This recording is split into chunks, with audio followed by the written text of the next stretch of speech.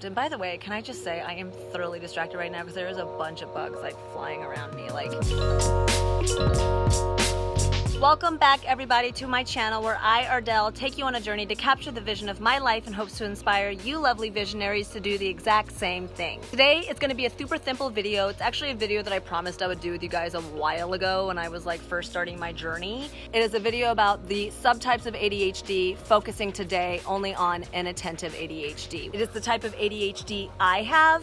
I do not have hyperactive ADHD, which is kind of the go-to stereotype of people that have ADHD, that hyper kid that was in your classroom, la-di-di-da. So let's jump right into those symptoms, starting with symptom number 1, which is forgetfulness in your daily activities. Quick example is you might leave the house without brushing your teeth. Ain't that gotta be a lovely stanky day? Or you could just go buy some gum. It's not something I've ever done before. I don't know what you're talking about. Symptom number 2 is fails to give close attention to details, often missing details or making careless mistake in those details. Well, I'll just give an example. I'll use myself as the guinea pig here. I'm a server again. For those of you that might not know, I finally got to go back to serving, and oftentimes I will find myself bringing ketchup to a table that didn't ask for it. Maybe they just got sat and I'm just dropping ketchup off at a table that hasn't even been greeted yet. Pouring water into a pitcher of someone's Sprite. Isn't that so embarrassing and lovely? Obviously, these are things that people can do as a simple mistake, but when it's to the magnitude of all the time, you might have ADHD inattentive type. Symptom number 3 is trouble focusing on the task at hand, becoming distracted easily, or also becoming sidetracked within whatever it is you're trying to focus on, which quickly segues into symptom number 4 is trouble completing things. Who has not done that? I mean, I shouldn't be raising my hand because I have trouble completing many things. Maybe because of symptom number 5 is right there in my face, which is you are bored easily. If your attention isn't interested in something, if you're not interested, you're definitely going to get bored easily and lose interest. That was a bug. It's keeping me focused. These bugs are keeping me thinking. They're keeping my mind going, you know?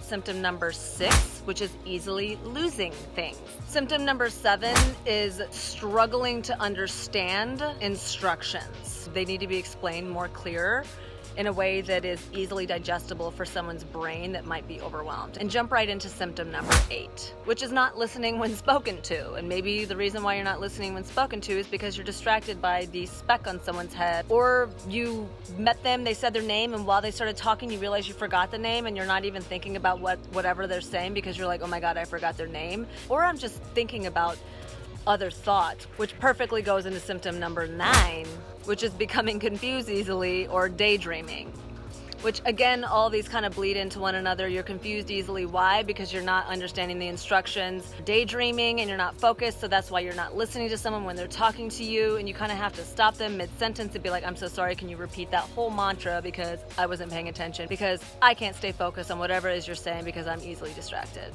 And talk about symptom number 10, which I used to beat myself up heavily for this. I guess it's behaving or coming off lazy or apathetic. And I think a lot of times, to me, I equate it to a deer in a headlight kind of symptom.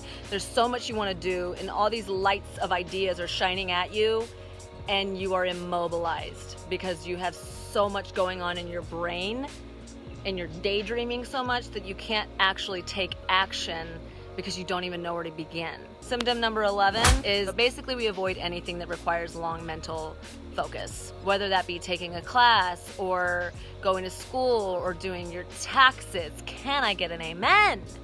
I actually did my taxes this year by paying someone to do it for me. The last symptom for me is probably the one that I beat myself up the most for, is the fact that I have no follow through. It's something that we really need to work on, because I want to be a woman of integrity. I want my yes to mean yes and my no to mean no, because no follow through, your word means nothing to people, you know? But if you say no to something, you'll feel good about saying no because you know when you say yes, you really mean it. I don't know if that made sense. Maybe is okay. Can I let you know later is okay. Even to yourself, like I'm really interested in doing that, but I'm really interested in everything. So maybe I should prune myself a little bit more, cut off some of these dead branches of interest, and focus on maybe the few things that I could actually make something of it. What is your inner desire and purpose?